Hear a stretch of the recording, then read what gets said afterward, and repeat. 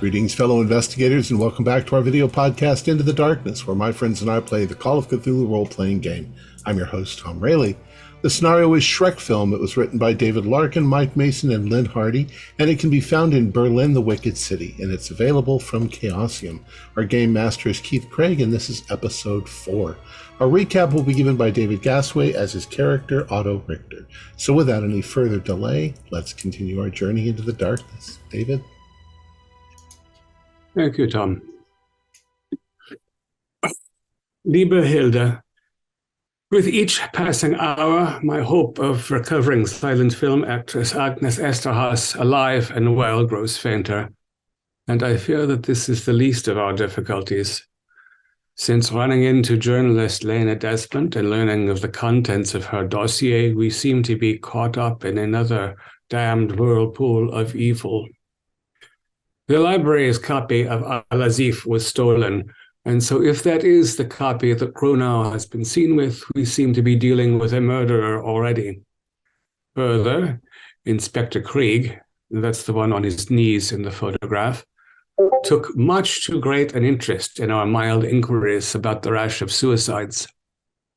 The Englishman, Crowley, agreed with us that a brothel is a potentially powerful source of magical energies, and I have learned that the high-end right-wing cat house Salon Kitty has come to engage in the last year in strange rituals. Crowley also passed along to us the necessary chant to the crawling chaos that will allow Lena to revert to her own face. Her disguise is failing. Perhaps most importantly, Crowley immediately recognized the stately home in which the mystery photograph was taken, and the identity of the man holding the poodle's leash. He goes by the name Jan Hanussen, and he holds seances there with regularity. Crowley is planning to put us in touch. I know you are a good girl and that you say your prayers. Send some, please, to damned Berlin. Otto. All right. So, you dinner with Crowley at the end. Were you wanting to do anything else this evening, or head to bed? Yeah, I'm going to go. I'm still quite awake, but I might take the evening to do some study. Okay.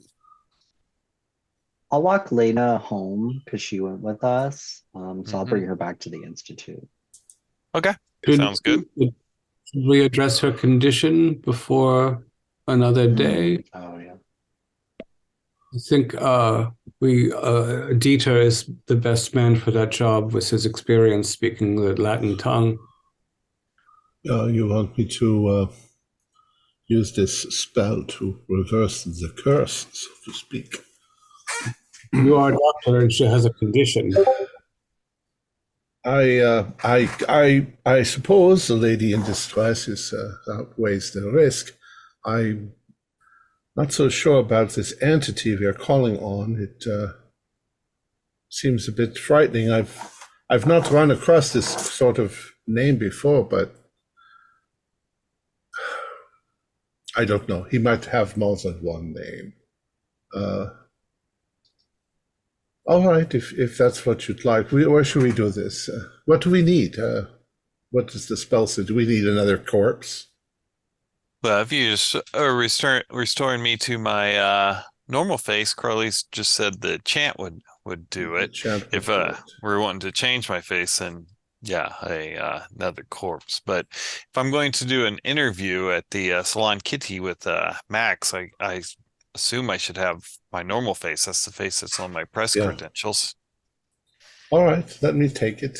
I'll have the spell in my hand. Are we in like an alley or something? It might be wise arrangements to dispose of the discarded mask. But yeah, here in the alleys, there's trash cans and other things that nobody will notice.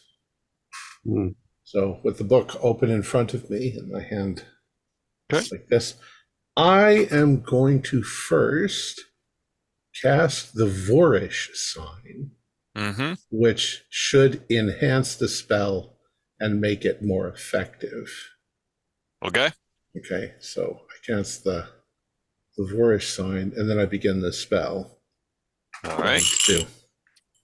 Okay. The cost is 10 magic points. Okay.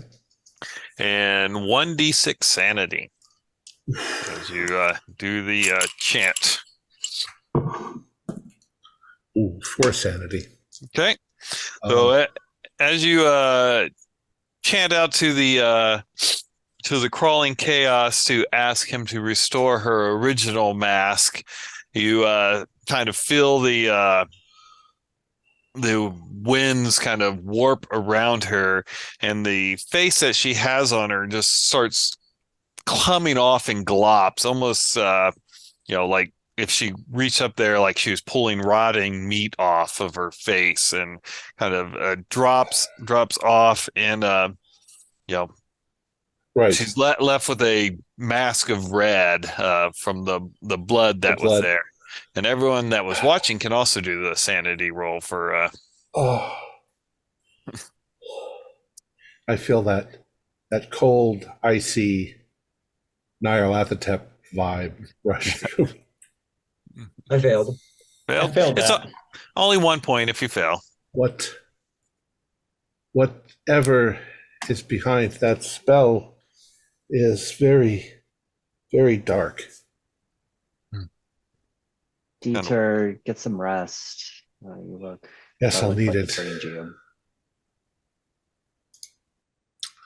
Oh, But did thank I you. use magic earlier today? I did, didn't Uh, I? When I popped Conrad over. oh yes. So if you went below your maximum, I didn't, but okay. I lost more than I think. Okay. All right.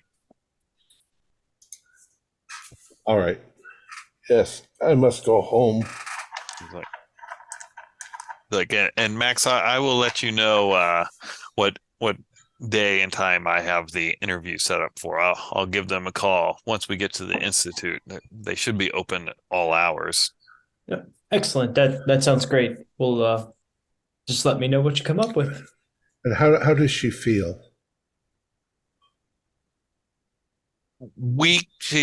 I'm not as weak as when I did it myself, but it wasn't as draining. But I feel vulnerable now having my old face. But We'll wash your face and clean the effluence off. And tell me if you have any troubles, if you have any difficulties at this point. I just feel like I misjudged all of you. You've been so helpful, and I was just so scared of you when I first ran into you. It's hard to know who to trust these days. Conrad, you were walking Lena back to the Institute? Yeah, and I'll communicate to the Institute that you're another person, just to make things easier. This is another person we're helping. I will accompany you as well.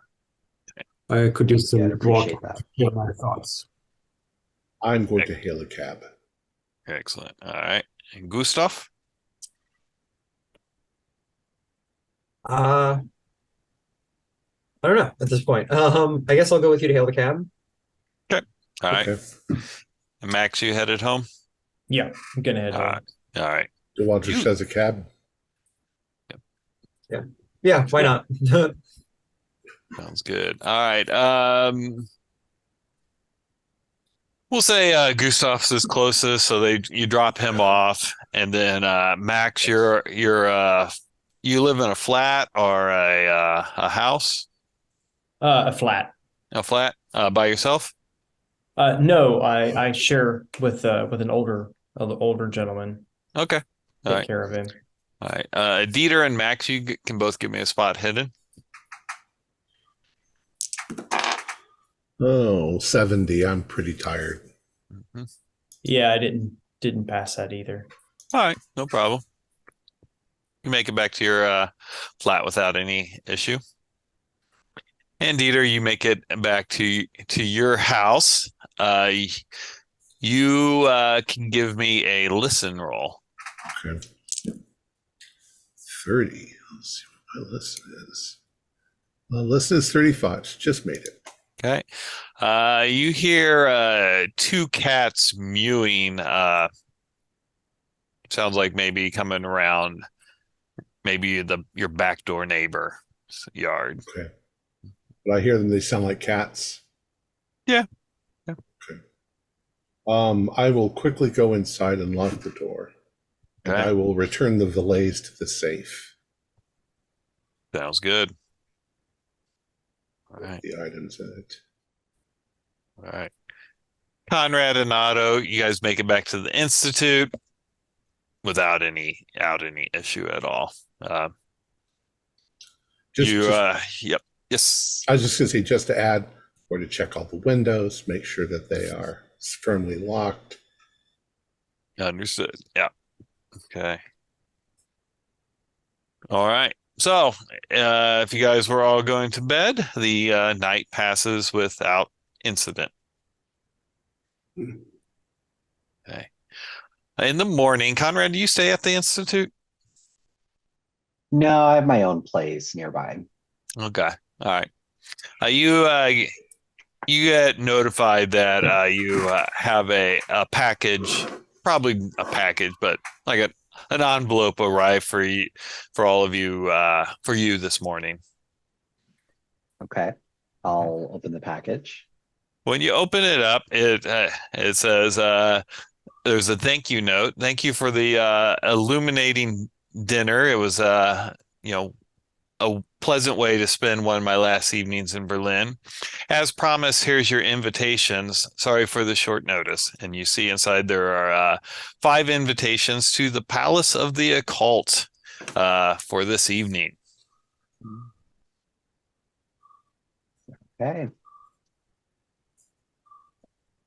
And they are set for evenings. Maybe it's for 11:30 p.m. tonight. So. Okay. And it's a Monday, right? So Yeah. okay. So I'm gonna guess that I probably need to go to work today. So I would buy that. yeah, so I'm probably pretty tired, but I'm gonna have to at least put in some hours. I understand. So Yeah. I think that's probably what I'm gonna do today, but I don't know if we're gonna meet up at all, like to get lunch or breakfast or something, or maybe I can reach out to Dieter and see if he's available.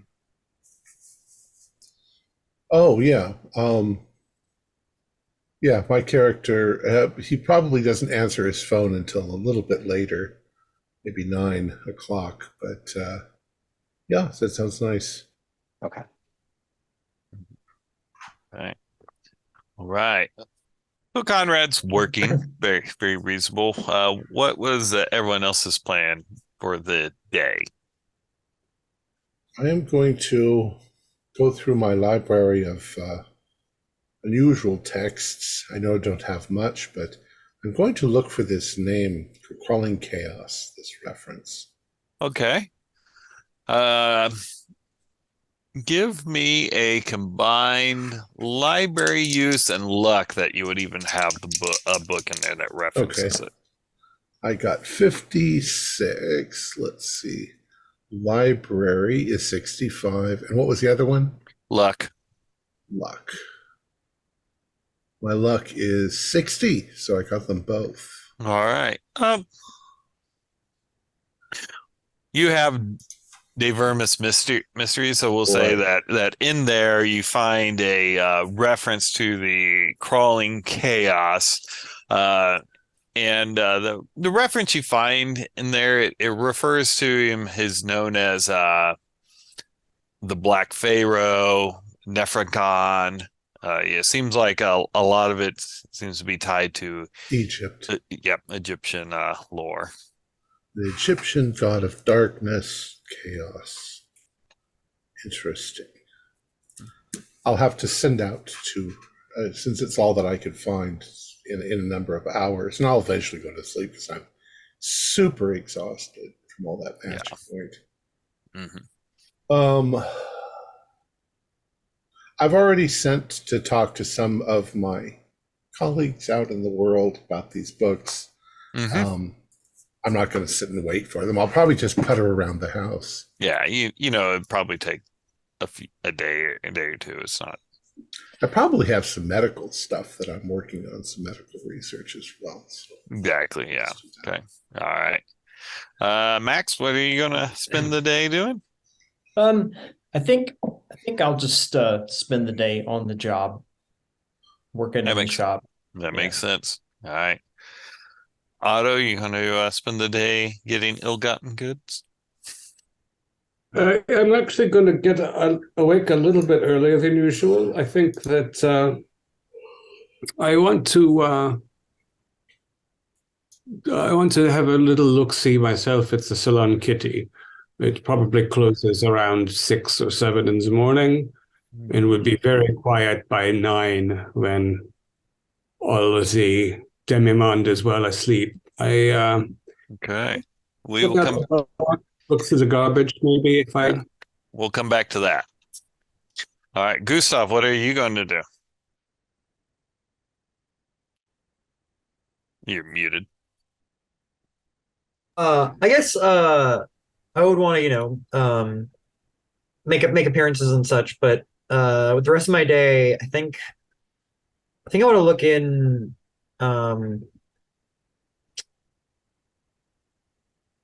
I don't know. We found no police reports had been filed for the Salon Kitty at all. So I think at this point I'm gonna see maybe like what like people are saying like on the street about Salon Kitty, like just like look for rumors and see about anything people have been saying recently. Okay. I don't want to get my systems mixed up for what that would be. Almost said gossip, but that's a different game. Yeah, I don't know, maybe give me we'll go. I'll let you pick which interpersonal fast skill. talk. Fast talk. Yeah. Yep. That or charm. Yeah, I think I'm more gonna do like fast talk, just like maybe like act like maybe I'm trying to see if the Salon Kitty is a good place to post some kind of party or something. So I'm like looking in for gossip and things like that, just kind of flub my way through, getting to some rumors. All right.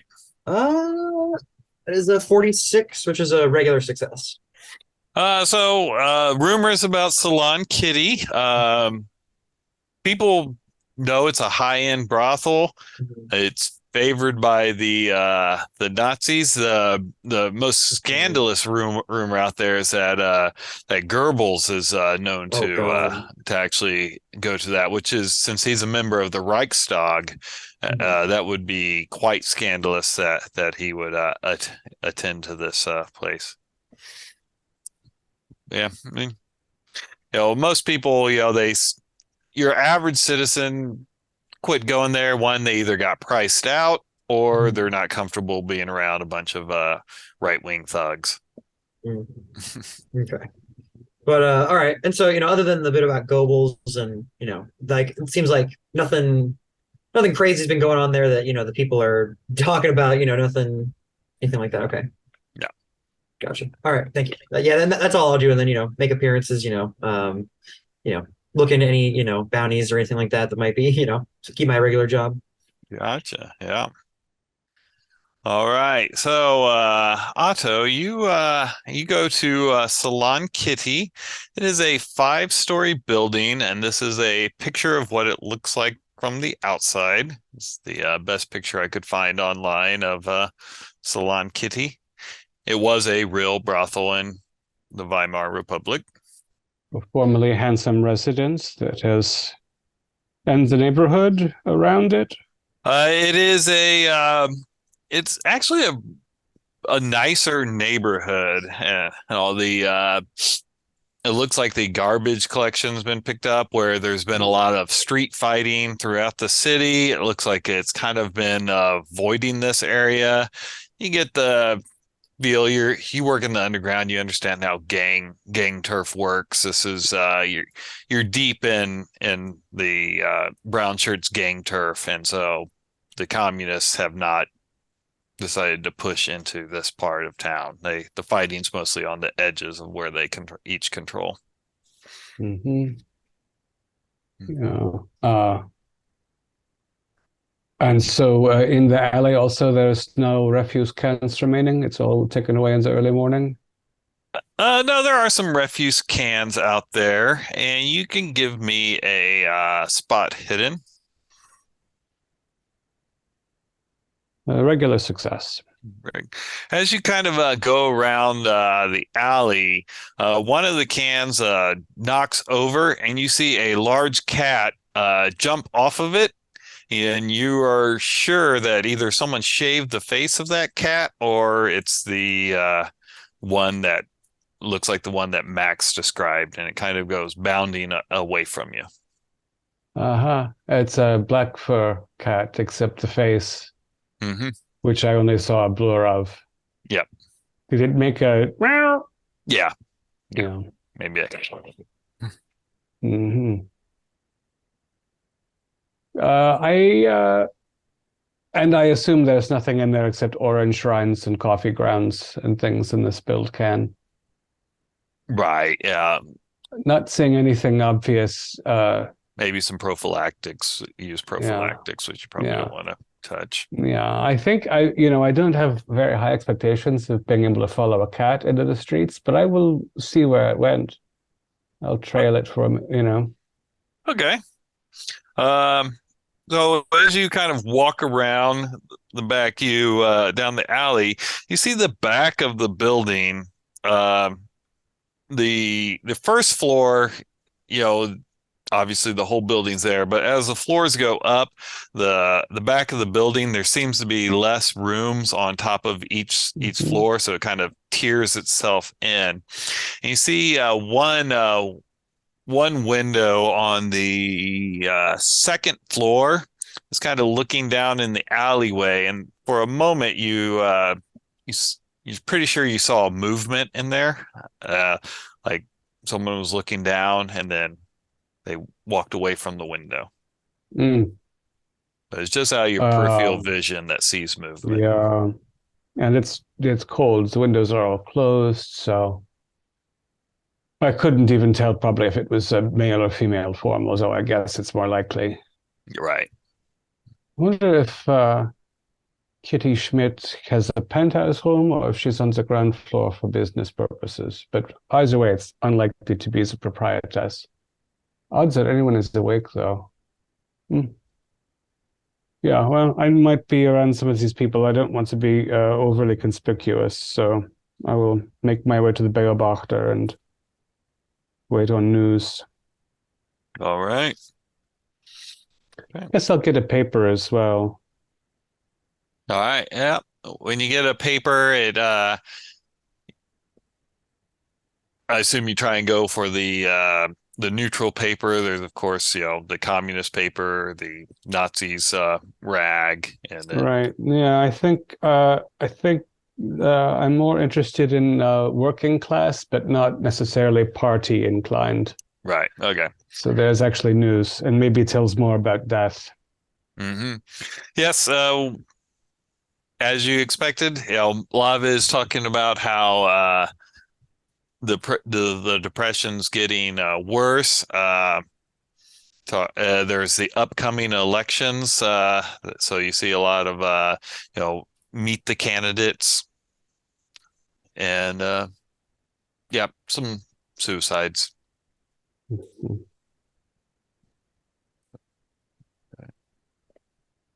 All right. Yeah. But the day passes, and we'll say most of you are working, doing your medical research, working at the institute. Bounties, you can give me a law roll.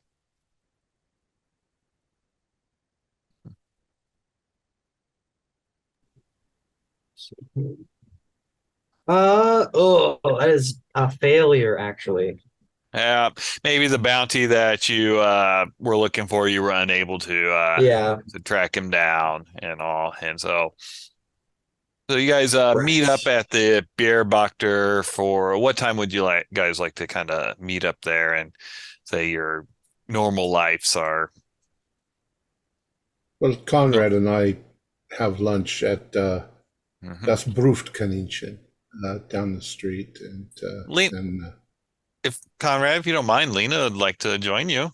Sure. Yeah. Yeah, absolutely. I'm kind of checking in on her intermittently, while I'm there during the day. So She yeah. gets out like a hat with like a veil on it, kind of to obscure her face. You can tell she's nervous being back in her original face, but if she's going to do an interview, she needs to get used to going out on the streets again. So. I don't know if Conrad needs to just get a half an hour or an hour for lunch. Whatever. I can probably take whatever time I need, but just right. And it's Europe, so lunch is, yeah, it's a long affair. So I just really wanted to pass on the invite, and then perhaps later on we can meet up with all the other guys and let them know about. Yeah, if we'll do that this afternoon. We'll all meet up. You can give us the tickets. Yeah. Lena's like, oh, Max didn't come. I was able to secure an interview with Fräulein Schmidt on tomorrow afternoon. Excellent. Well, we'll be seeing him this evening. So okay, we'll relay that to him. It'll be at 1600. Will be when she's expecting us. And Miss Desmond, be very careful about that spell that you used. I'm not so sure. I'm finding a few tidbits about this crawling chaos entity, and it's some sort of ancient Egyptian chaos god, demon, or whatever. Best to not do that, except if you have an emergency. Yes, I agree. It felt so strange wearing someone else's face. Yeah. And then if she leaves first, I'll tell Conrad that I have some serious reservations. We, meaning myself and Miss Desmond, might be in trouble because to call upon such an entity is to give it a little bit of if it helped us, it might feel like we have to do something for it now. That might not be good. But we'll see. This does seem to be the nature of magic. Yeah. It's a twisting of the universe, a twisting of reality. It's not good. It's never healthy. Otherwise, I'd be a millionaire living in the French Riviera. Doctor, we're going to have to talk about your pursuits into the occult. I'm very curious about this. Well, know that I'm very well aware that even good intentions could lead to disaster. So if I ever get really, really bad, go ahead and put a bullet in my head. Also, that might just mean I change to somebody else. Anyway, you have finished your work day. We'll see you at the Bearbacter. Okay. I like this restaurant. It's kind of funny. Yeah, they had quite good schnitzel.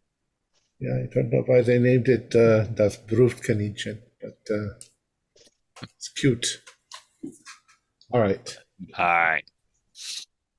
Well, we'll just pan ahead unless anyone else wanted to do something to you guys meeting up, getting the group back together.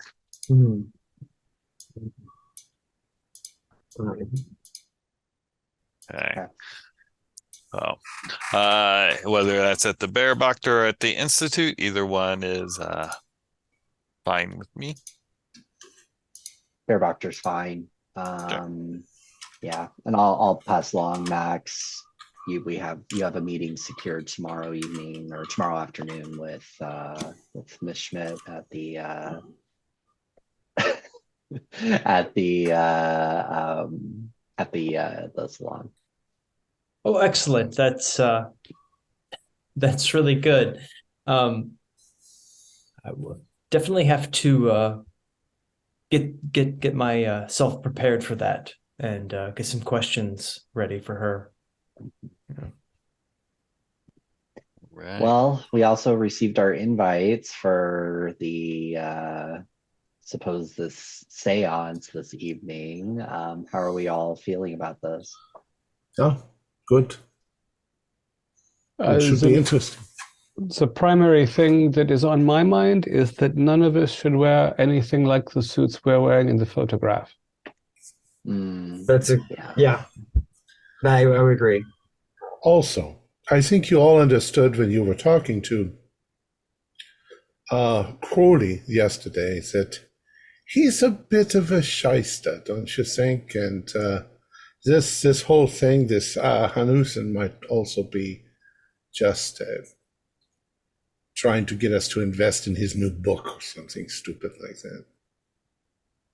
Yeah, well, given the photograph we've seen of his salon in his apartment, he doesn't need money the way Crowley does. I don't think he's hitting anyone up for a free meal. But, I don't know. We could do a little research on him first, but he wouldn't be the very first ultra wealthy person who actually has not a penny to his name, but he's conned everybody out of their money. Yeah, half of the Russians that appeared after the revolution, penniless counts. In fact, our Count Grunau himself is in this category. Well, I think as long as, we're not fooled by whatever parlor tricks tonight, keeping our eyes and wits about us, we should be okay. If we arrive there and we see Inspector Krieg and Helmdorp, then we get ready for a picture taken. But I wonder how many... it took Crowley no time at all to get us these invitations for right away. I wonder if it's a very large company he has at his seance or how it goes. Well, he has a lot of clout, that's Crowley. I don't think he'll ever get that move he made.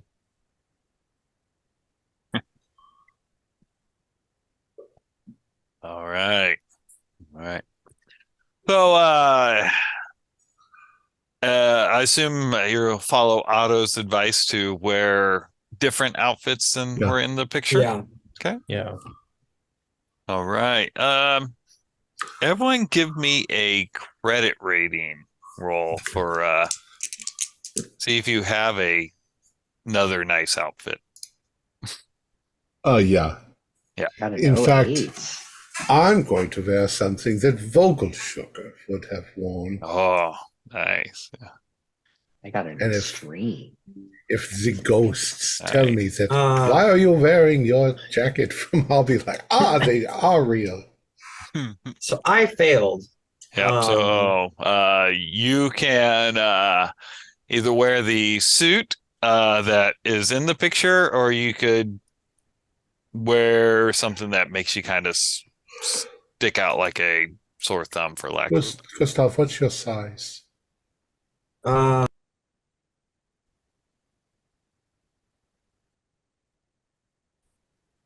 You're muted. Oh, you're muted.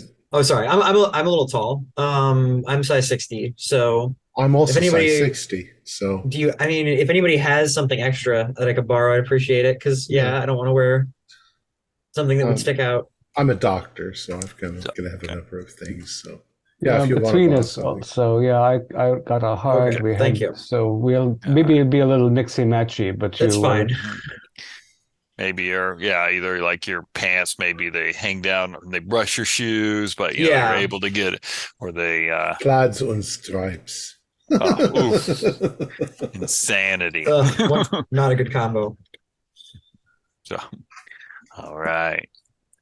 Okay.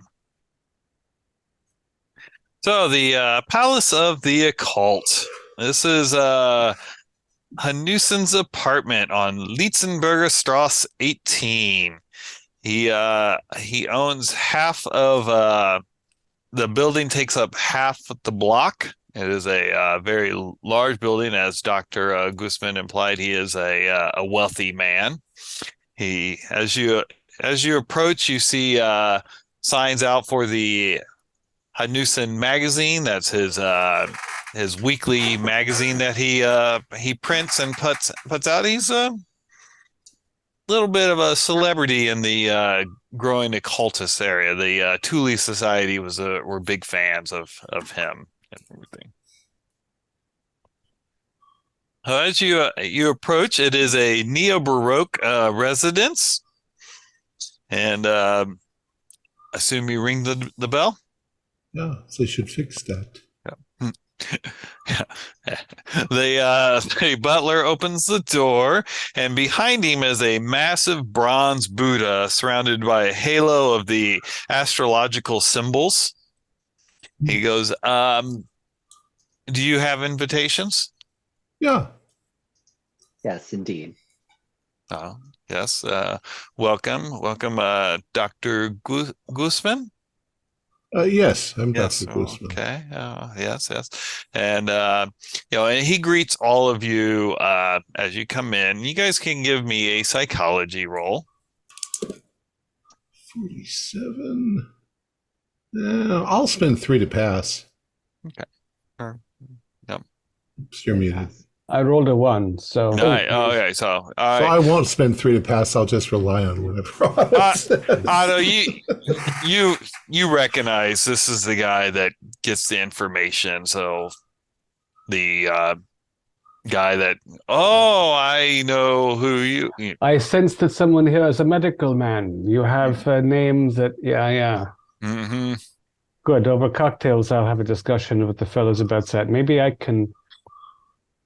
Here we have the invitations have our names, but we'll find a way to slip him up. I think this would be interesting. Mm-hmm.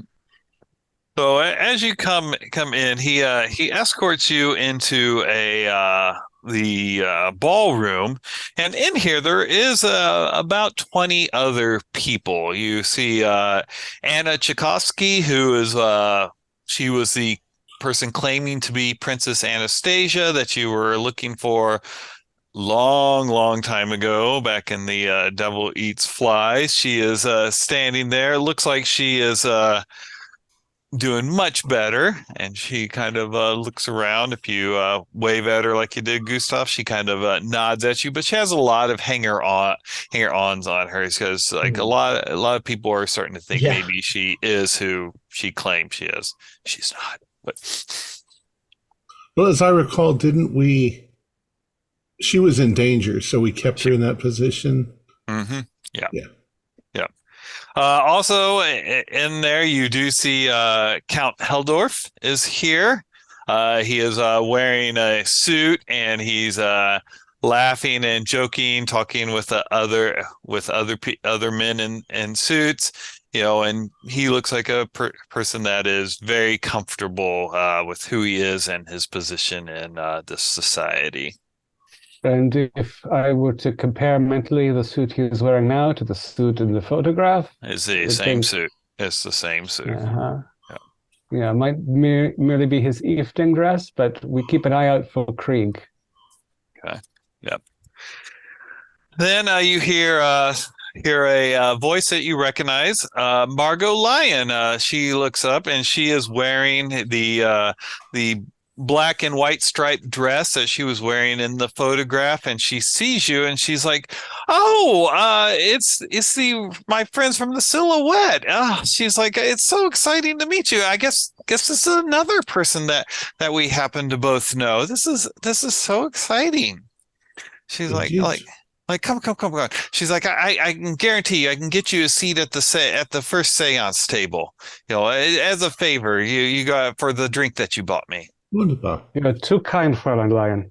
And you look magnificent in that dress. Oh, did you perform in it ever? It looks familiar somehow to me. Oh, does it? Oh, well, maybe you saw me perform in it one time. And she kind of does a little spin, and she is very shapely and alluring. Perhaps they tell us they're going to let you sing for us. Oh, maybe. Herr Hanussen kind of likes to be the center of attention, but it is his party. Yeah. How well do you know Eric Hanussen? Oh, I've been to a few of his seances. Marcellus, is a big fan. He loves all the mysticism and all. I wish he hadn't been so drunk that the other night. I could have talked with him. He is a quite fascinating man. He's feeling a little under the weather, so I thought I'd just get out of the house and come up here myself. Yeah, well, delighted to make your acquaintance again. Oh, wow. Glad to see that you got out okay after the events. Oh, I know. I heard. I just feel so bad for Herr Schmidt. You know, his bar is messed up, but he has insurance, so he'll be able to bounce back and all. Unfortunately, it just seems to be how things are. You know, I mean, unfortunately, she kind of looks over at Heldorf. You know, he's here, but. You know, you mix with the upper crust, sometimes you get a little mold on the bread. Indeed. Do you know any of the jolly-looking fellows he is talking to? Oh, and she gives you some, like, maybe one businessman's name and all. You know, at this time, the Nazis were getting really into bed with the businessmen and everything, you know, so. And have you seen anything remarkable at these seances before? Oh, well, you know, I've seen him make some rather accurate predictions. He was able to predict the decline of the centrist party in last election with a remarkable accuracy. He knew almost about how much percent it was going to go down. It was very suggestive indeed. Mm-hmm. Perhaps that's how he's made all of his money. Oh, he's quite the showman. I think you will enjoy it. Does he much get into politics? Oh, if he does, I don't really talk to him about it much. But you know, I think any person that's got a lot of money probably is involved in politics. It kind of goes hand in hand. Either that or into the entertainment business. Sometimes those intermingle. Mm-hmm. Is this more or less like we're in a fancy house? Yes. Are there servers serving cocktails and stuff walking around? Yes, there are, and they've got like wines on their trays and other beverages that you would like to enjoy. Yeah, hors d'oeuvres, all that. Does this particular room look like the picture? It does not. Okay. So, yeah, in the picture, you know, it looked like there was a lot of black curtains on the walls and everything. Whereas here, there's a lot of looks like esoteric items that from travels or purchases from other people's travels around, hanging up on the walls and all. Well, I suppose we could mingle for a bit and see if we could get to know the other players in this farce. All right. So, as you guys mingle around, was there anyone in particular you wanted to talk to, or just kind of just gossip, make the small talk? I don't know. I don't like the man, but I might be able to get information out of him. I'm going to saunter over towards Heldorf. And I'm going to not directly approach, but just seem like I'm mingling, get over near him and, you know, as I'm reaching for a cocktail on the thing, I might bump into him a little and catch his attention. And if he is like he appears in the picture, then he might find me attractive and flirt and maybe spill the beans on something. I don't know. When you bump into him, he goes, oh, pardon me. Sorry. Oh, it's no issue, no problem at all. No problem at all. I haven't met you before. I am Heldorf. What was his proper title? Heinrich Graf von Heldorf. Yes, I recognize you. I've seen you a number of times, but yeah, it was my first time here. I was sent. I was invited by Mr. Crowley. You know, the. I know of him. I've never met him. He told me it would be an interesting evening to see this seance sort of thing going on. Well, sometimes people tell the truth, no matter how inclined they are to exaggerate. But he is correct. That is generally an interesting evening here. Well, that's nice. That's nice. Are you here with anyone? No, I guess came on my own. Me and Eric are friends. Your friends. That's nice. So I guess it's very nice to meet you. No, it's a pleasure to meet you also. Yes. And I give him a sexy little smile, and then I walk away. Okay, I got it. You see where that leads. All right. So, and about an hour later, about an hour, 45 minutes later, double doors open. Normally the waiters have been coming through this double doors, but they've been opening just one, one for coming out, one to going back in, so they don't bump into each other. Both doors open wide, and you see the man of the hour, Eric Jan Hanussen. He comes in. He has large bushy eyebrows and large ears. He is leading a black poodle on a short leash, and he walks in, and you can immediately see this is a man that just has that personality that just, he's automatically the center of attention in the room and all. He goes, "Ladies and gentlemen, I thank you all for attending tonight's event. As always, I'm here to offer my humble talents to those seeking answers, and sometimes to those not seeking answers, but needing the answers that I provide." He's like, "Already I see the truth shining forth from me. Over there is the Grand Duchess Anastasia Romanov. I can confirm that those rumors are true." Oh, clap. He goes, "and over here, my dear friend Count Heldorf."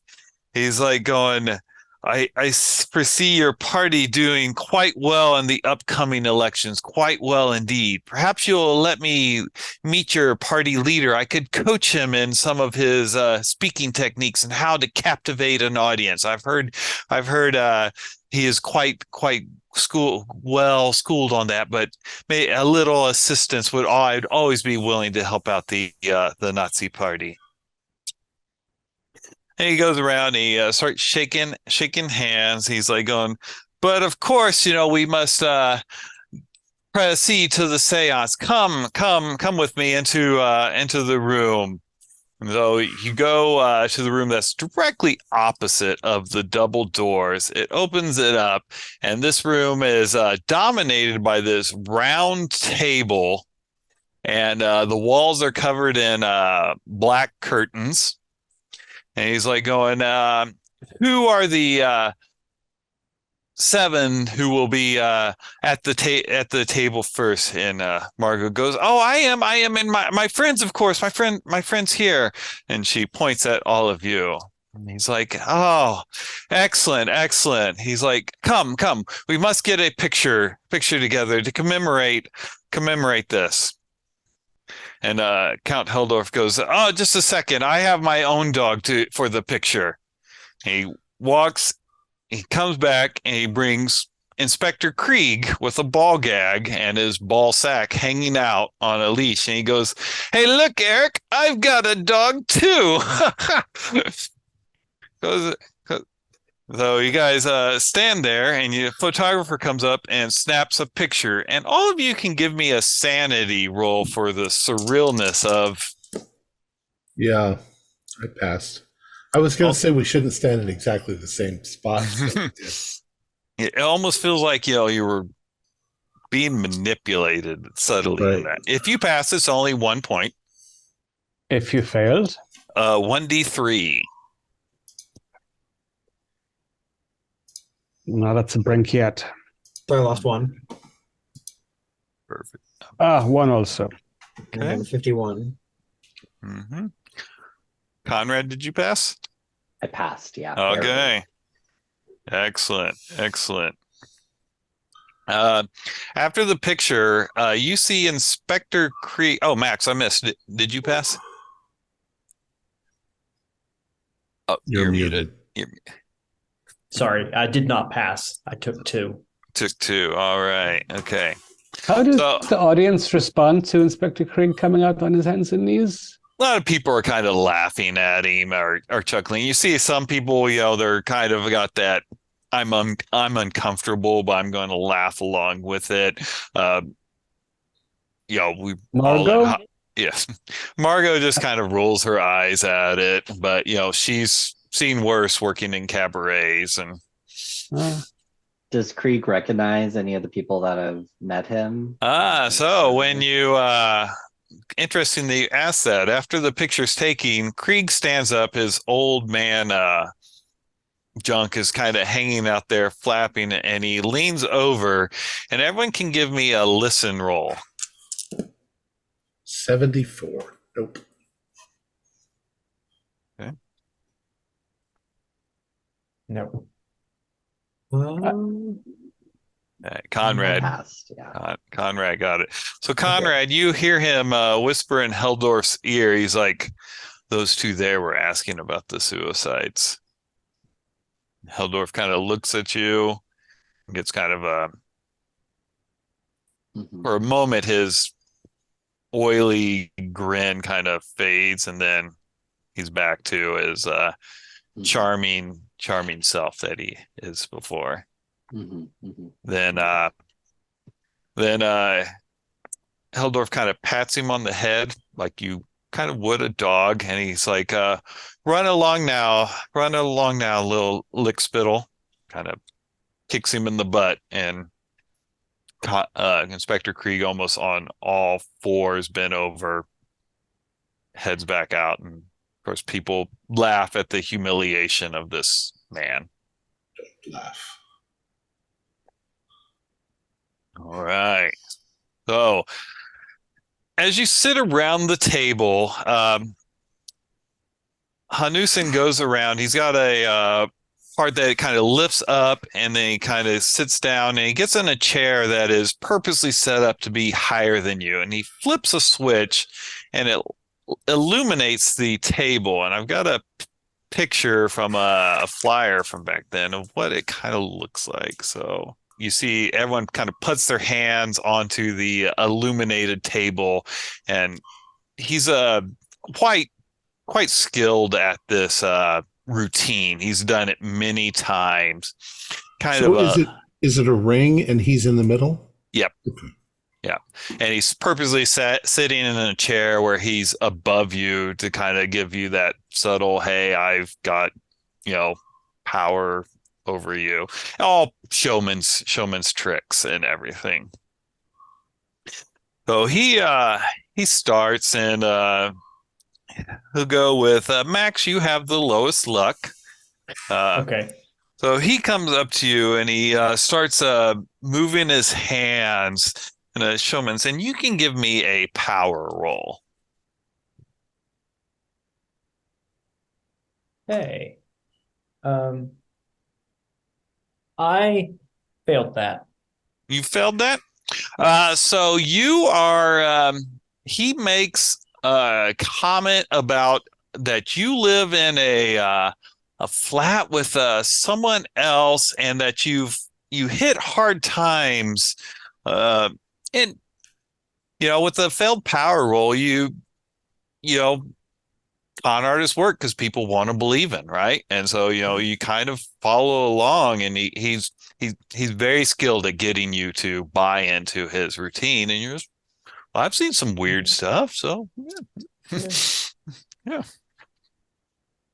But then he turns and he looks at Dr. Gooseman, and he's going to kind of do the same thing, and you can give me a power roll also. 28, which is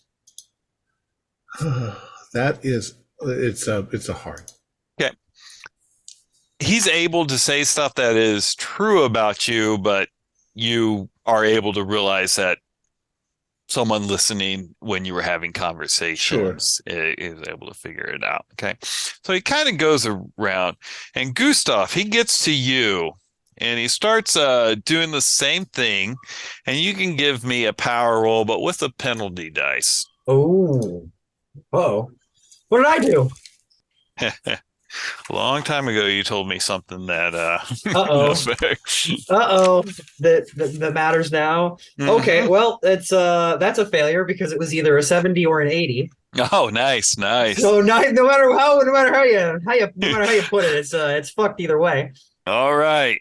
Okay, so as he's doing that, suddenly it's like you go into this tunnel and you don't see anyone else around you, and it is black, and then you see a voice calling out, going, she's like, hello, can you hear me? Can you hear me? Hello, who is it? And she turns around, and it is Agnes Esterhazy, and she's like, you're the ones that she seeks. She's like, you must help me. She has me trapped here. Who does? Her. She won't say who she is, but the Baron, he casts a spell, and he put me here, and you hear off in the distance going, "Who are you talking to, dear?" And to your horror, you see striding to her this obsidian black woman that you recognize as Abaizu. And she comes forward, and she slams Agnes's head forward out of your sight, and she's like going, it is you, the ones that denied me my chance to bless your city with hedonism and sex. Now I must appeal to the only emotion left in your god-awful city, hate. You will feel the hate flow. It is strong in your city. And she starts grinding her teeth on her lips, and it's bleeding, and you see hands start pulling themselves out of the lips, and you see your sister's roommate's face in there, and as she grinds, she just kind of meat tenderizes that poor lady's face, and she's like going, "You've been puppets on my string," and she's like, "And you will see me every day," and that she kind of blasts you, and you lose 8 sanity. Oh God. That is enough to put me over. I know it is. so everyone else, while Hanusen was doing that, you see Gustav's kind of moaning and all that, but like what he was saying, you weren't hearing it, and you almost see a look of concern come on Hanusen's face, like, what is happening? And when he reaches up, he touches you, Gustav. You snap out of it, and you have the uncontrollable urge to get out of here. I'm running. I'm leaving. I'm leaving the place. So I'd rather rudely I just run out. A friend. As you guys get, I assume, Dieter, you were getting up like the. Yeah. Okay. You hear Hanusen go. He fumbles for a bit, and then he's a showman, so he quickly falls back onto the. Some people can't handle the truth that covering for himself, so almost like a television preacher when their miracle didn't work. So I'll run after Goose. I won't run, but I'll go after Gooseman or Gustav. Sorry, Gooseman. You're Gooseman. Yeah, you can't go to yourself. You're Gooseman. We've entered Okay. All right. How about Max, Conrad, and Otto? I'll go after them too. Yeah, I'll follow Dr. Gooseman. Yep.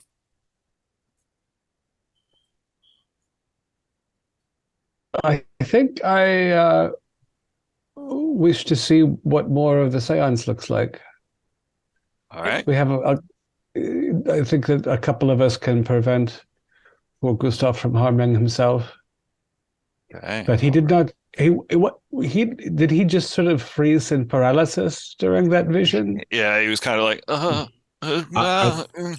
I thought he was just playing along, Yeah, and then.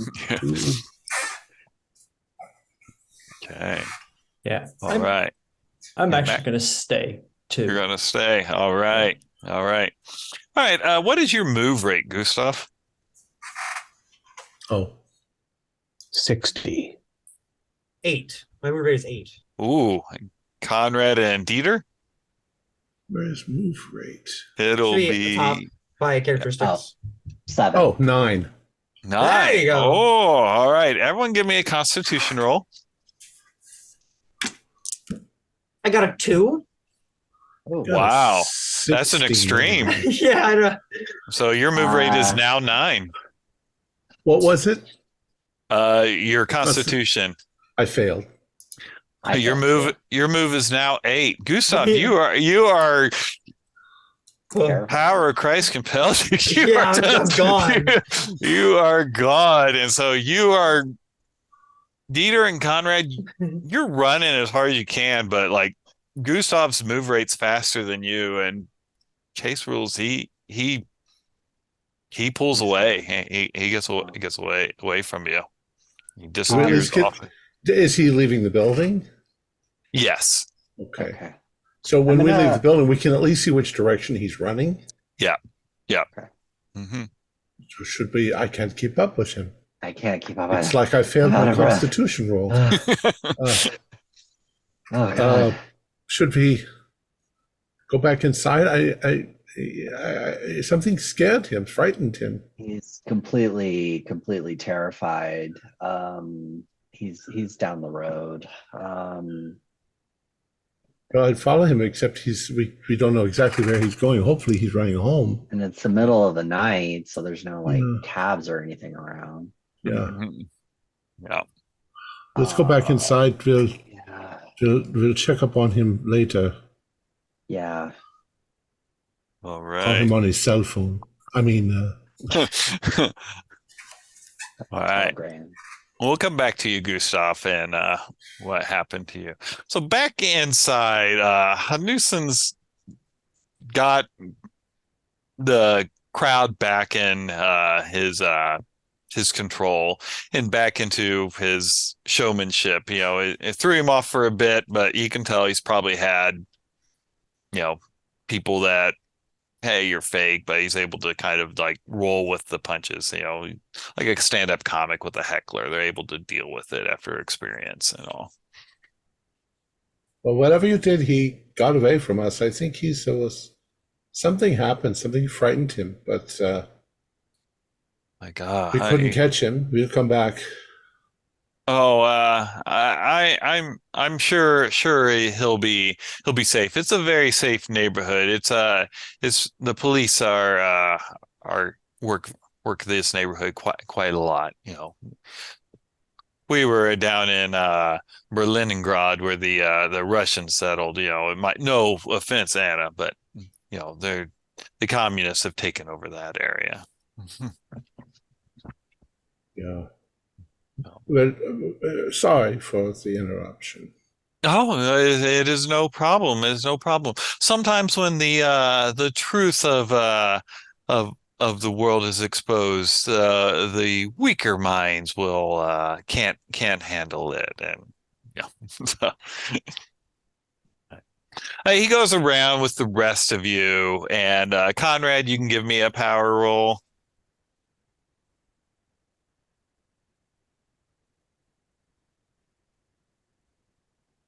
That is a hard. Hard, yep. Kind of same thing that Dieter got.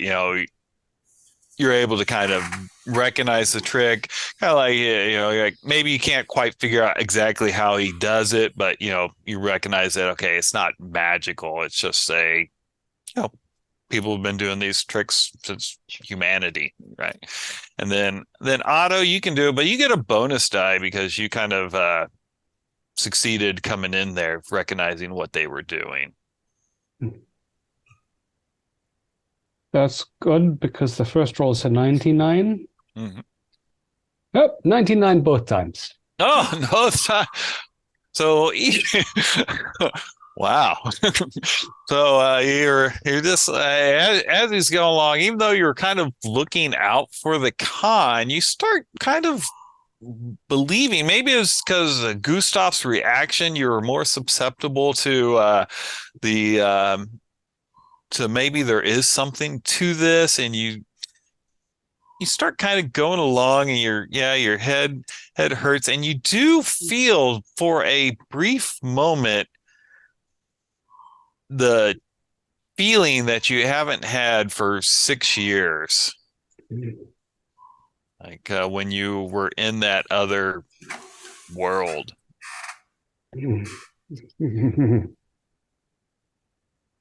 Herr Hannesson,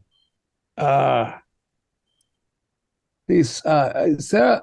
I know some spiritualists have angel or demon or something with which they communicate. Is there a spirit name that you channel when you engage these things? Oh no, it's just my inner thing.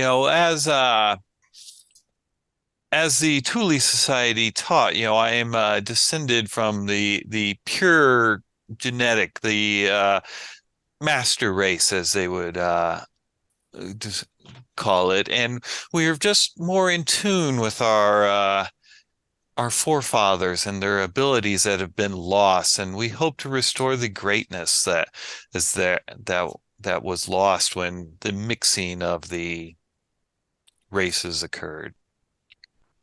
Oh, yeah, it's interesting that you say that, as like that would-be Chancellor Hitler. You don't look very Nordic, I must admit. Mm-hmm. But but as Hitler, we yes, my hair is black, but my blood is for the most part pure. yeah, you have the lion heart inside. Oh, yeah. Very chilling, this powers you command or command you. Heldorf, when Newsman makes that, he goes, here, here.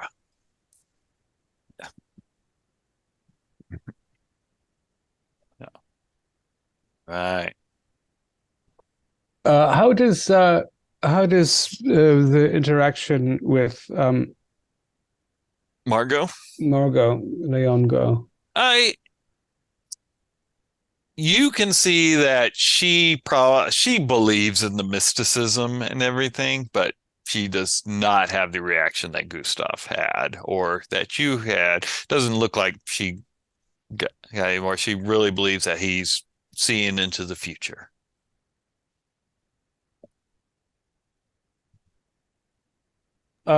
Thank you very much. We're honored to be in the first seance. I'm interested to see some of the others. I'm going to get, perhaps you have some schnapps. Right. Oh, yes, of course. All right. You guys would like to continue to mingle. you are free to. It'll be another hour before the next seance for the next seven people. And there will be a total of 3 for the evening. Yeah, the first order of business is, of course, to tell my compatriots that I felt something akin to when we passed through the veil years before, and that made explain why Gustav ran like a scared rabbit. Also, now we have solved the mystery of the baffling photograph, but we have not. But we have. So now we feel at least one of us must speak to this Graf Heldorf and ask him how it is that he leads police inspector around on a leash for laughs. Well, maybe this is something for you, Doctor, as you are. I'm just thinking that this all seems like chicanery to me. Like it all seems to be set up. If that photograph is published, it won't look like the photograph we have. It's almost, I mean, for somebody predicted the future magically with a camera, or was the photograph given to us as a plant, and these people know what they were doing to set it up to look like? He said nothing to me that I thought was out of the extraordinary. Mm. But you say you felt something strange, and Gustav's reaction was quite shocking. I feel I must share with you, Max, that Inspector Krieg mentioned to the Count that he pointed at you two and mentioned that something about that you know about the suicides. Yes.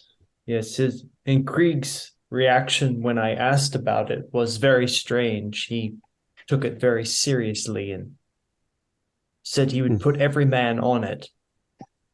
I'm definitely worried for you, Herr Hoffman. Yes, I am purposefully avoiding the Count at this. From now on, I won't have a conversation with him. Gotcha. All right. Gustav, give me a 1d8. Okay. That's a 4. A 4. Violence. Oh, God. Oh, no. So, the investigator explodes in a spree of violence and destruction. When the investigator comes to their senses, so you wait. When you come to your senses hours later, this won't leave you out. Your hands are all like you were punching out windows. So you've got punched through glass. Fuck. And in your house, the drips of blood go down the hallway, and we'll say you take 3 wounds or 3 hit points, so it'll take a few days to heal those up, as you are essentially John McClane pulling glass out of yours. Oh, what the hell? All right, so back to the Hanusens. Was anyone want to talk to Heldorf? I know Max was avoiding him. Nope, not talking to him. I think we should talk to him. I think Dr. Guzman might be best positioned, but if he doesn't wish to, I shall do it. Oh yeah, I'll be there with you. We're talking to Hannesman. Yeah. Mm-hmm. I want to talk to Heldorf about how it is that he has a police detective naked on a leash. Yeah, I'll come with you for that. And I'll sort of be giving Heldorf the look like, I didn't know you were into that sort of thing. You can give me a psychology roll for that. 43, and that is 45 is my psychology, so barely pass it. So you get the feeling that he's not into that. Yeah, as Conrad could probably tell you, most sexual humiliation and violence is more about power rather than sexual desire. Yeah. And so it's it's more, he's got the police under his thumb. Yeah, it's a power play kind of thing. So, but also when you come over, fraternity. Yeah, when you come over, he's like, well, that was more excitement than I've seen here in a long time. Yeah, we have to apologize for our friend. We don't know what happened. Might be a little shell shock. I don't know if I have that term yet. But... yes, you did. No, there's no need to apologize for that. That's sometimes the power of a nuisance has effect on it. And if he was one of our glorious veterans of the war, then we need to extend the sympathy to him. Unlike the government the government has been ignoring them, giving into the laysabouts that just suck off the public teat, useless eaters. Yeah. Yeah, speaking of the government, it's very amusing the trick you have with the police inspector there. How is it possible? Does his family owe your family land from 1,000 years ago? No.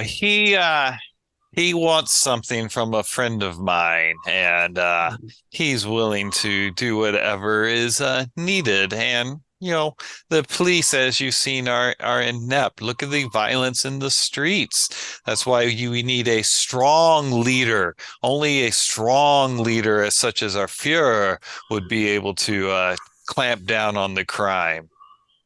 Yes, we are all very concerned about the coming election in hopes that the future of Germany will be guaranteed.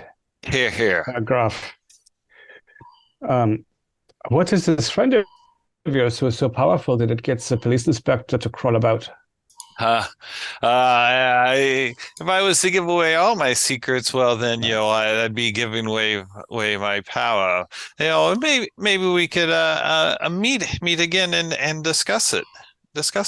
Are you familiar with a brothel salon, Kitty? As a matter of fact, I am acquainted with the place. Dimly, yeah. I quite enjoy. I've lost the word. Using their services. So maybe we could go there sometime. I could introduce you. It's almost invitation only to be able to meet their much better women.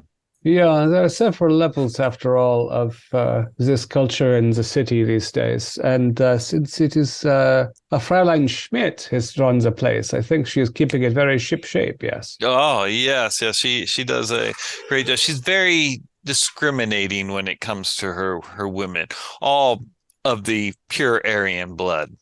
Mm-hmm. Does she travel out to the country girls and select them from the farmlands, or are they homegrown here in the city? Where she gets them from, just as I have my secrets, she has her secrets also. Mm-hmm. Yeah, it is often the case in business that knowledge is power, experience is what makes what you have valuable to others. Yeah. Exactly. Well, as discriminating as she might be, certainly with the say-so of a fellow of your position, she will be at least willing to consider a lowly Berliner like myself. Well, then it's we should agreed. make arrangements. Yeah. Yes. What are you doing tomorrow evening? I mean, this evening with you is more excitement than I've had in a while. Besides, maybe tending to some communists, but that's a different type of excitement. Yeah. By evening, you mean, of course, proper nightfall, yes? 11, Yeah, 12? yeah, of course. I will be happy. We should meet outside and you can make the introductions. Ah, it's an appointment. I will see you there. My pleasure, Herr Graf. And I slink away and go to the washroom and perform some ablutions. All right. Anything else that people wanted to do, or you want to get out of this? I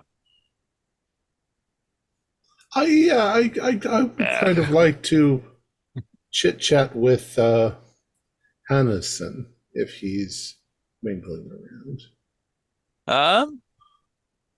Give me a credit rating roll.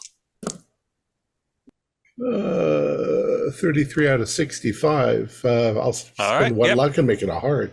Nope. You look of the proper breeding, proper class with that role that even if you dress well, wealth carries itself differently, and so so you're able to approach him, and he's like, "Oh no, he's like, good to see you again, Dr. Guzman. I'm glad that you came back after trying to go after your friend." Well, I'm not as young as I used to be. Oh wait, I am. I was going to say, you are. I wish I was as young as you. I'm very curious about this this gift that you have. You say it's based on your genetics. Oh, well, that's part of it. I mean, of course, if it was just based on genetics, then there would be lots of people that had my ability, and I wouldn't be as successful as I am. Part of it is also I was just awakened one evening. I made a prediction to my father, and it came true. And I started to realize that I could just see things. Oh, so it is a 7:31 p.m. That's right. I didn't ask. Sometimes I hear voices. Sometimes the voices tell you what time it is. I was going to ask you, that was so distracting, I almost forgot what I was going to ask. So the ability is something natural to you. It's not something that you acquired by... no. No, the reason why we're here is, of course, because we're friends with Crowley. Oh, Crowley. He's an interesting man. He's well learned man. Too bad he's English. He talks a great deal about magic. Oh, yes, he does. Yeah. Have you ever followed that sort of path, looking for, you call it the Palace of the Occult? Oh, well, that's part of it is a little showmanship. People want to come here. If I called it the Palace of Fortune Telling, people think I'd be some, and he uses a slur for, Romanis. Yeah. But, I've been very interested over the years, kind of a hobby, really, a hobby of collecting old books that have to do with magic, the Key of Solomon's, the Kabbalah, all sorts of various bits and bits. And do you collect anything like this? Do you have books? I have some books. I tend to keep my attention more into maybe soothsaying and the writings of the Thule Society and all. Kabbalism, that seems to be getting close to almost a Judaism. Oof. But what is the strangest, most surprising thing even to you that you have been able to see? I foresee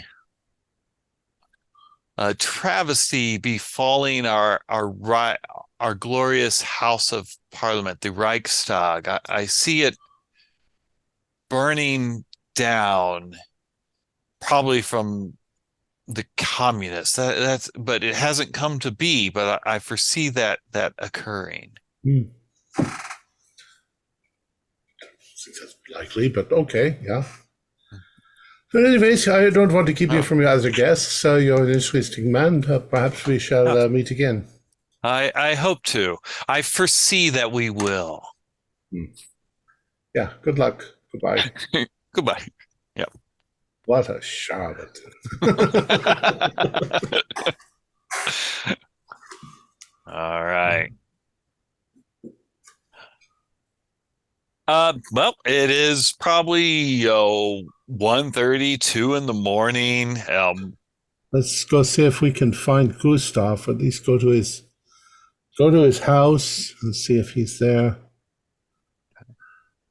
We could maybe tell the police that our friend seems to have run off into I'm not sure involving the police is such a great idea right now. No? Okay. Inspector Krieg seemed to be very well acquainted with Gustav and Max, and I did not like the look that him and the Count were sharing with each other. It's very strange, He closed his eyes, he began to sort of shake, and I thought, oh, Guzman, don't pull this sort of crap right now in the middle of this. I thought he was playing, and then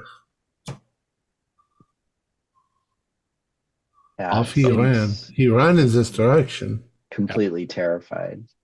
Well, as you are going down the street, because you said you were going to go to his residence. Right. So I'm staying back at the party as long as the drinks are free. I would just see at least one more round of charlatanism. But okay. Yep, you see what you'd expect there, Otto. And so as you're going down the street, about a block from Gustav's house residence, you see some windows are broken out, and then you see drops of blood leading from those windows headed in the direction that you're headed to. Oh dear. God. I hope this is not Gustav. Did you follow along? Agitated. Yeah. You get to his residence, and the drops of blood do lead right to his door. You see, his doorknob is covered in blood because his hand was probably just pumping it out. Is it locked, or did he just leave it? Gustav, do you want it to be locked or not? It's locked. It is. Give me a luck roll, Gustav, to see if in your. Yeah, I guess so. Yeah. No. So I guess I forgot to lock it. No, he forgot to lock it. Yeah. Are the lights on? I probably left them on. Okay. Yeah. I'll knock, but I'll open the door as well. Gustav? Yeah. Gustav, are you here? Yeah. I'm here. We were very worried about you, but we couldn't keep up. We didn't know where you went. Are you okay? Oh my God, your hands. Let me fix. Yeah, I think I lost it for a few minutes there. Hey, give me your hands. I had an encounter. Trust me, I'm a doctor. I'm gonna grab some rags and try to wrap them up. I had an encounter with an old enemy. Oh? No. You mean while you were sitting at the table? Yeah, Yes. what happened? Abu is back. Abizu? Yeah, Abizu. She contacted me. She's the one who's been having people kill themselves. She's the one that is the reason that my sister's roommate is gone, and she taunted me with her face. It's the old pattern. Remember, I kind of thought that maybe there might be a problem because we didn't actually stop her. She said that she wanted to bring the city hedonism and all that stuff, but that since the city has been so prone to one emotion, she's bringing it that, and it's hate. We have to find a way to stop her. This is Yeah. the Obsidian Woman, I believe. Astrid. Yes, the Obsidian Woman. She's not a woman. She's a She's deity. a thing, a deity. Yeah, a abominable thing from beyond that we need to stop. How do you fight a deity? All we could do is close the gate. Yes, It seems that she doesn't need the gate for anger. Well, it's that she's killed enough people already with the suicides to start the process of opening the gate. I mean, we could go destroy the Brandenburg gates, but I don't think she's going to use the same It was thing. It was the Stargate, but yeah. I was say it was in Australia. Yeah. So. We've got to do something. We can't let her win. Yeah, hold still. I'm trying to fix your hand. Oh, yeah. Thanks. Around. You know you're agitated. You want me to give you a sedative or something? No, I'm fine. And what else? You saw her? She came to you? That was, she said that she was going to bring the city to hate. She was very upset with us for what we did last time.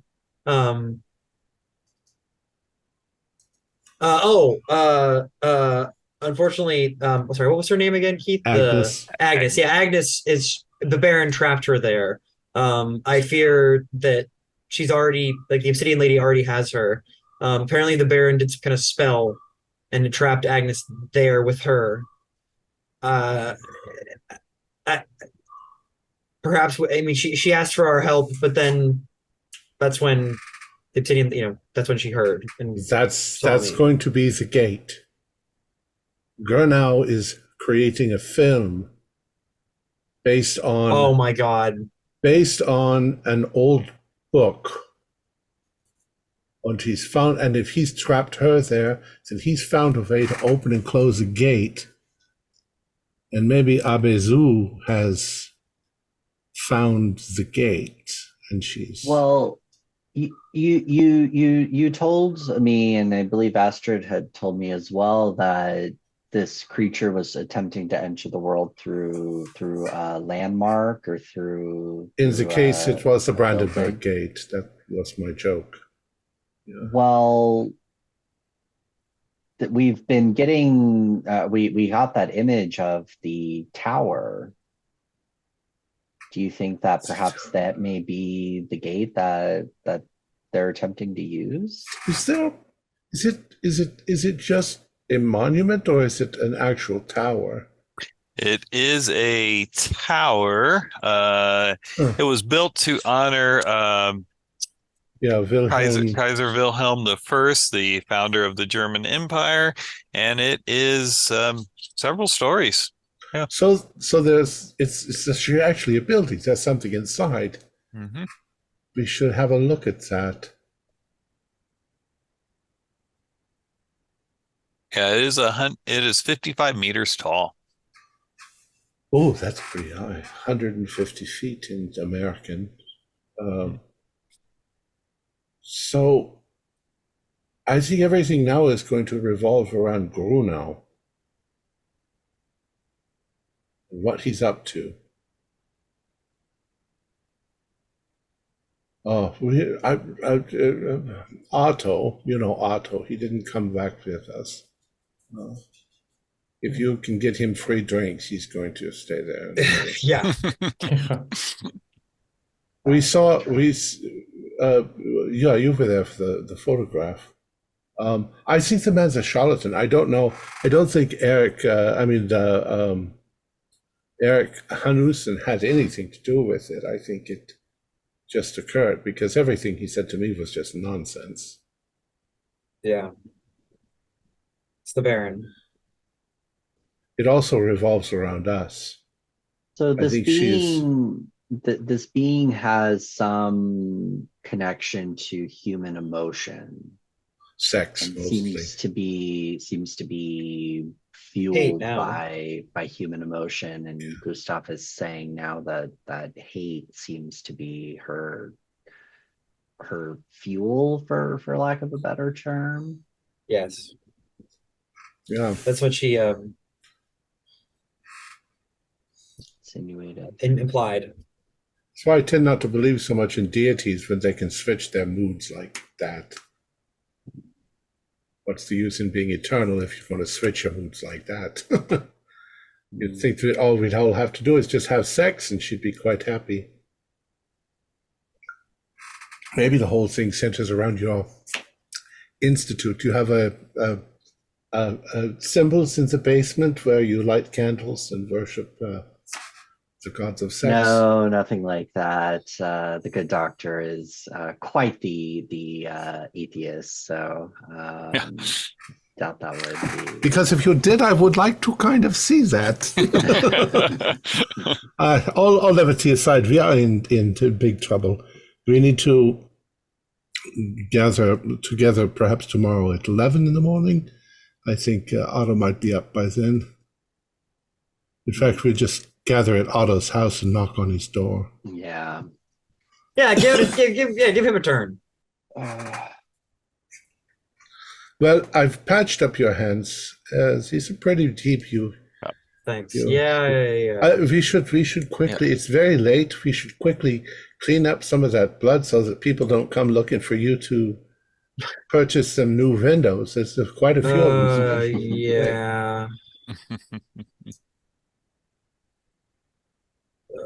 I'll get the club soda and the wine. Yeah. And then, if you're okay, call us if you need us. Yeah, of course. Keep me All right. updated. Dr. Gooseman, give me a medicine roll for you tending to Gustav. 23, and my medicine is, of course, where's my medicine? It's 85, so. Okay, so Gustav, you recover 1d3 hit points.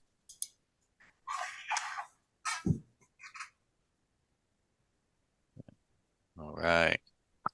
Thank you.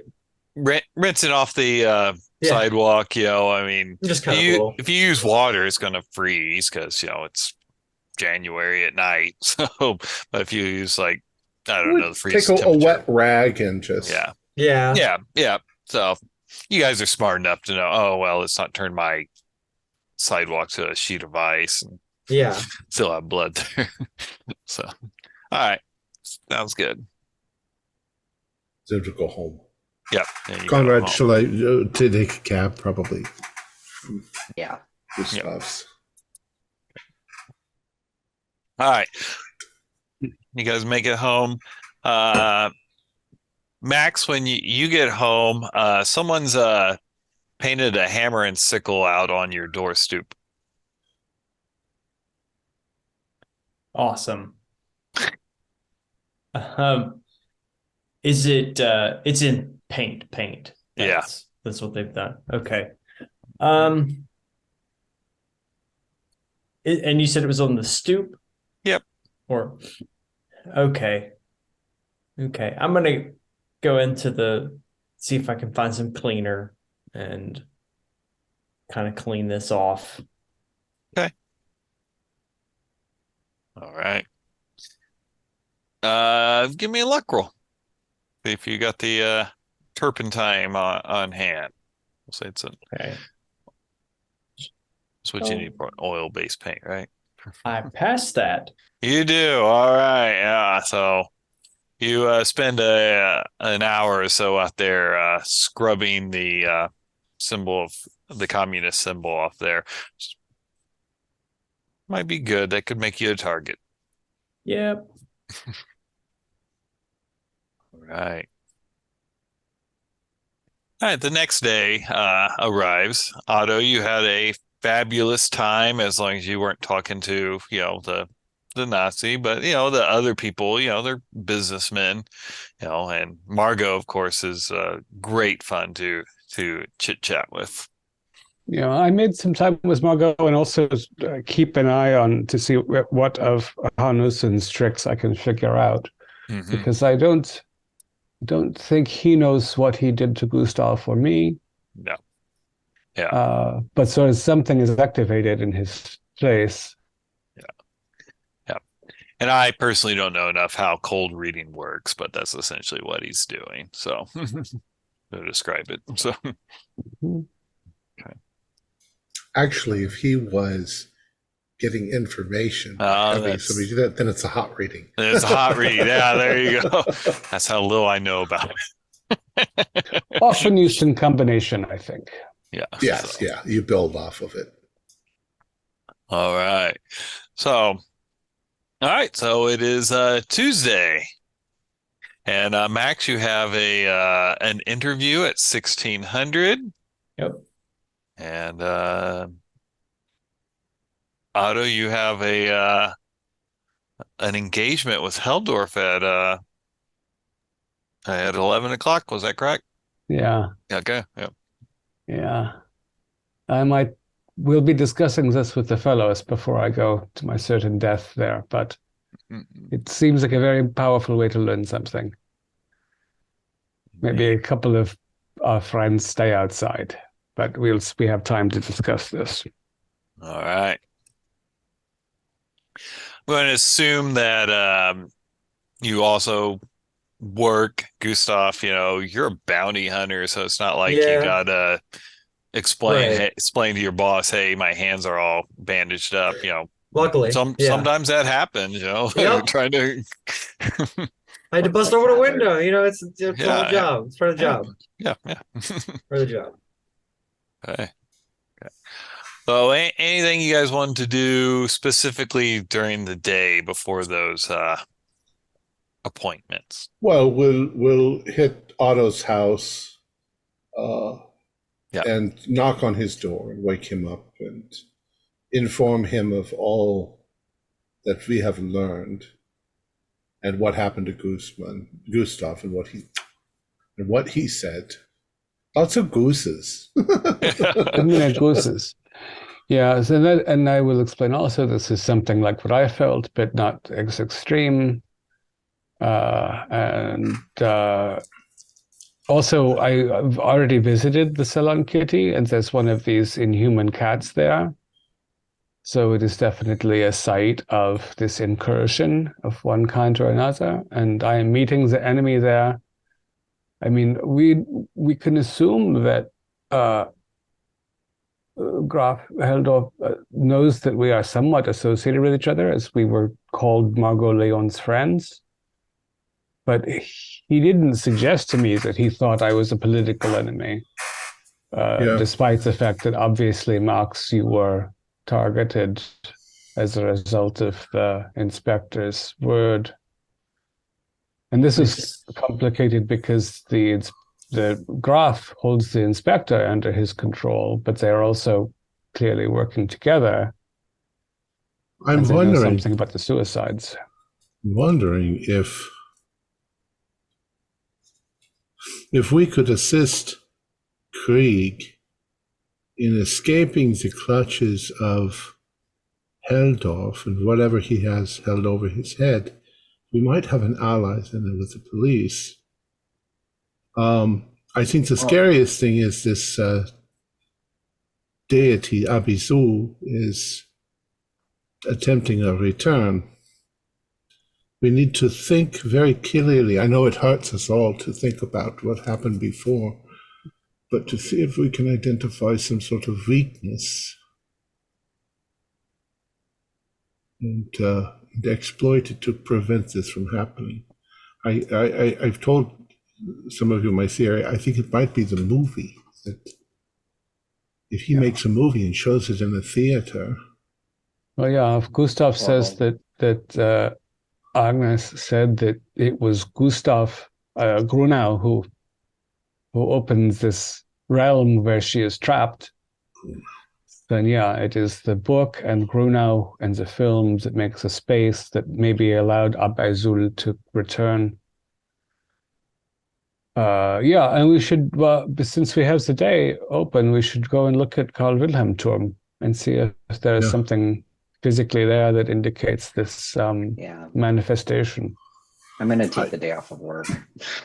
Weird shit's happening now. I'm like, I'm going to take some time off. I can't focus. Yeah. Does any of us know what kind of tower it is? We know it's a memorial, but is it like a lookout tower or a bell tower? Clock tower?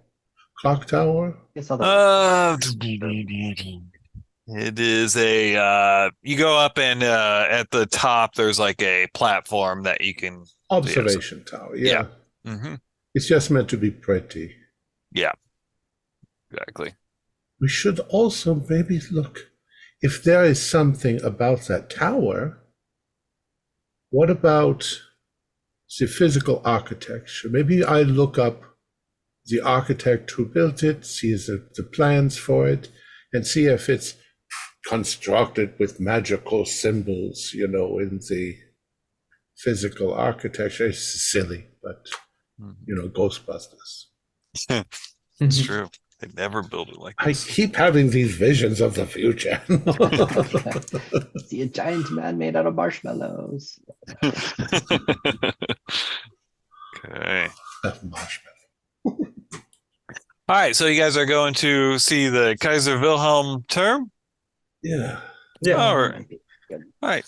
So it is out there kind of not in the center of Berlin, but it is a green space on the edge of the city. And it's like a park?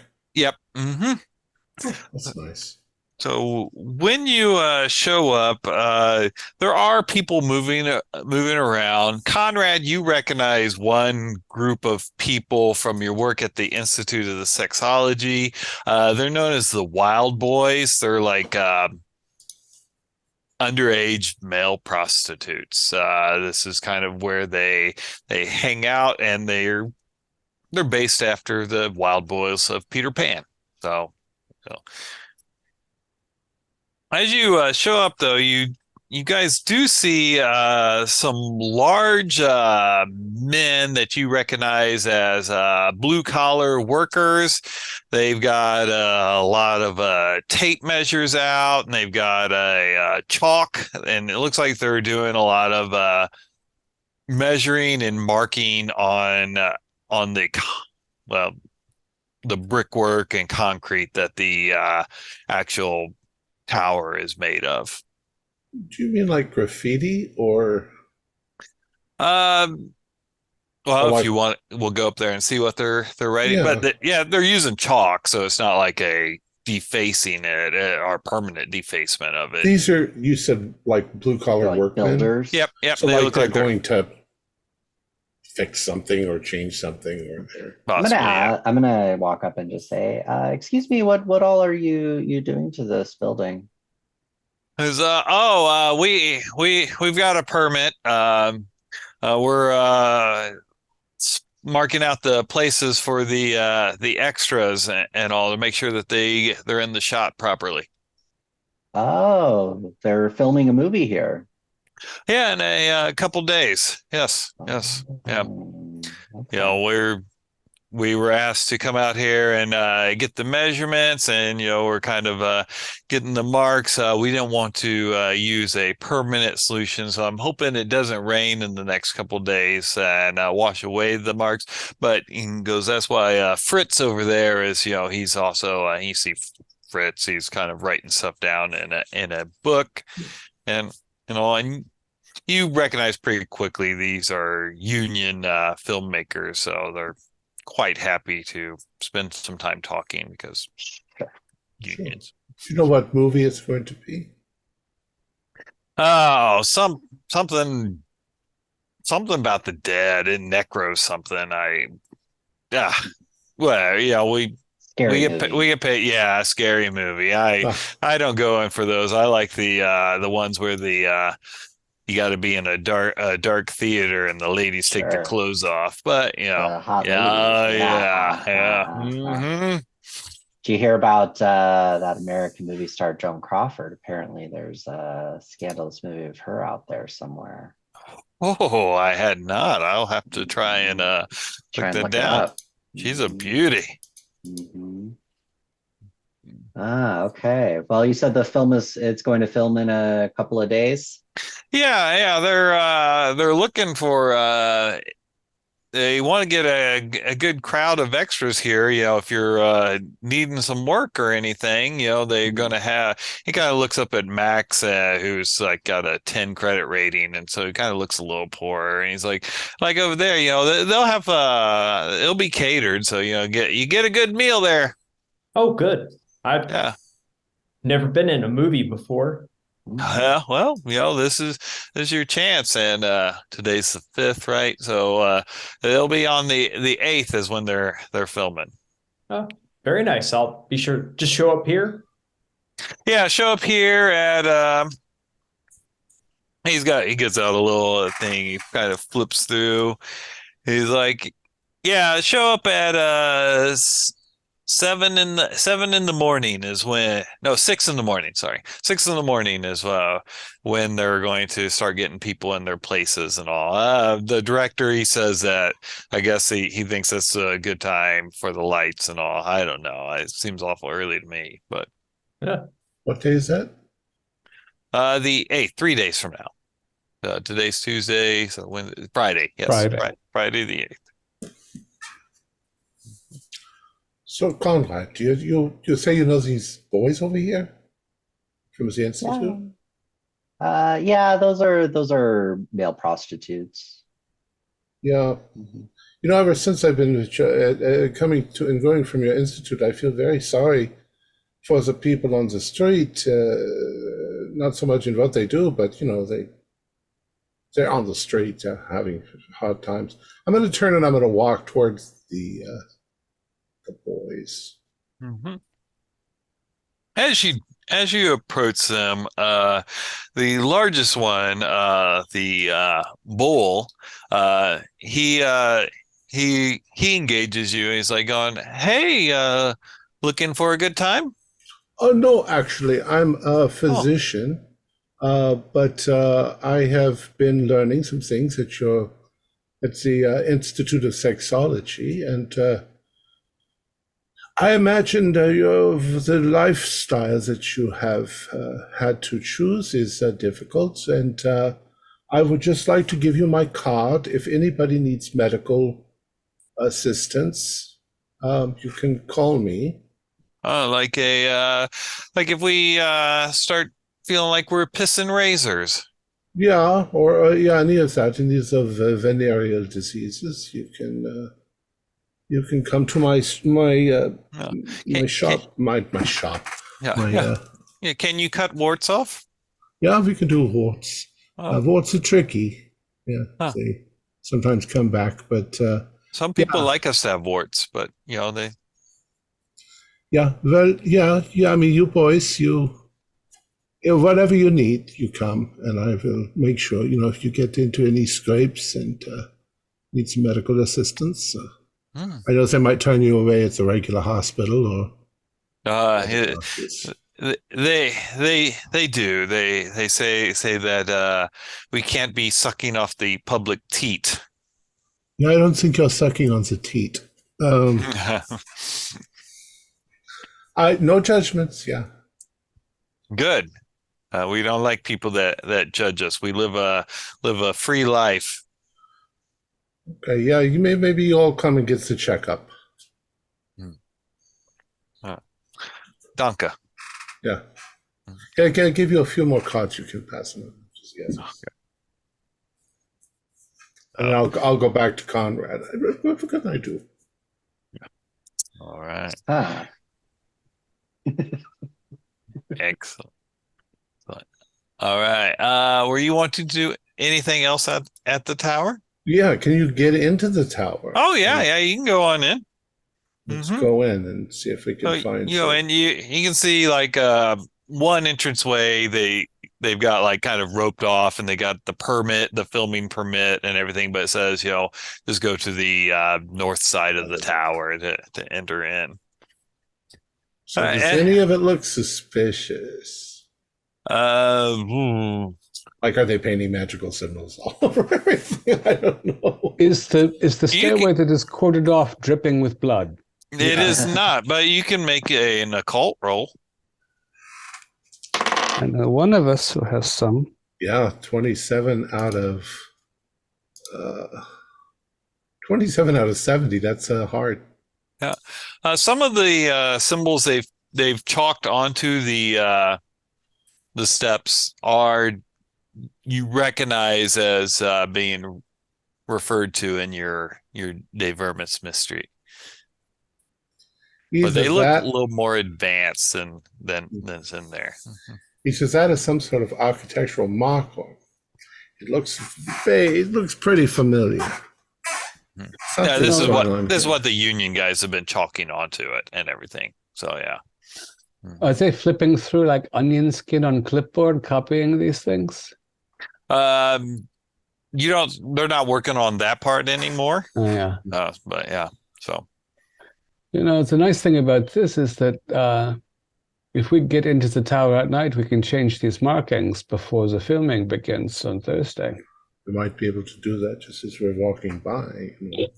Good idea. Yeah, I think he'll check them before then, but if we change them right before, he might get the wrong thing. He might call the wrong number. They might all come here at midnight and turn these into paint. Yeah, but unless he does it himself, that means they don't know. Yeah, so we go and observe from the observation tower. Yep. When you go in at the bottom of the tower, there is a pedestal with a bust of Kaiser Wilhelm. Around it, in the walls, there's the reliefs of his multiple advisors like Bismarck, Prince Frederick Karl, and there looks like a spiral staircase that goes up and 55. Well, it probably only goes up 50 meters because the last 5 meters is the spire on top of the tower. Yeah. Go up and have a look down. Yep. Everyone can give me a constitution roll as they go up. Oh, I'm more tired than I thought I was. Yeah. If you pass, you get up there without any issue. If you don't, you're like... I think Conrad has really bad constitution, so I think he's probably staying on the ground. Yeah, he's like, nah. Is there like a museum or like any type of like plaques or any kind of historical information? There's probably some dedicated to the guy that founded the German Empire. Blah, blah, blah. The view is beautiful. You look out, you have sweeping views of the city, and about what you expected. And looking down from the tower at the busy little workers beneath and so on, I don't see perhaps a long car that could have grown out in it or some other organizational. You do not. There's probably like a Union truck or something, but no. Fair enough. We have learned very much here. Yeah. Okay. You'd look a little blotchy. Come downstairs. We'll go slow. Yeah. I don't think the tower itself maybe has anything to do with it. The architecture looks pretty much exactly what you'd expect, but except for the little chalk symbols. And Gustav, did you go up the steps? I did. Yeah, I followed after them. Okay. As you are going down, where are you in the, for lack of a better term, marching order going down? I guess I'm probably towards the back at this point. Maybe as like acting as the anchor. Okay, you're the anchor. All right. So as you're going down, it's got like windows throughout the tower so you can kind of see out. We'll say 10 feet down, you walk by a window and you see Abaizu looking at you in the reflection, and you can give me a sanity roll. Oh shit. That's a success. Okay, so you don't jump and possibly fall down the steps, but you are kind of, like, and when you look again, it's just a window. We look back at him when he makes the funny noise. Like, she's here. She's around. You can see her. She poked her face up and then disappeared. She's trying to fuck with us. She's just trying to mess with our heads. Let's get down to the tower. Mm-hmm. All right. But when you get down to the tower, down to the base of the tower, you guys meet back up. And I think that's a good spot to close it out for the evening. Cool. Our players included Julian Arba, John Dos Passos, Troy Wildryer, David Gasaway, and myself, with Keith Craig as the keeper of the secrets. We have a Discord server where you can chat with other members, you can set up private games, and you can learn the finer arts of gameplay and game mastering. We provide audio-only versions of our shows free for you to download from Podbean or iTunes. If you'd like to help support our show, please visit our Patreon account. Just $1 or $2 a month helps us a lot. Like, share, and subscribe to our channel and punch the bell icon for updates on our latest shows. And leave us some comments. We enjoy reading them and answering any questions you might have. This is Thom Raley, together with all the members of our gaming club, inviting you to journey with us once again into the darkness for another adventure into the universe of H.P. Lovecraft and the Call of Cthulhu role-playing game. Until next time, good luck and good gaming.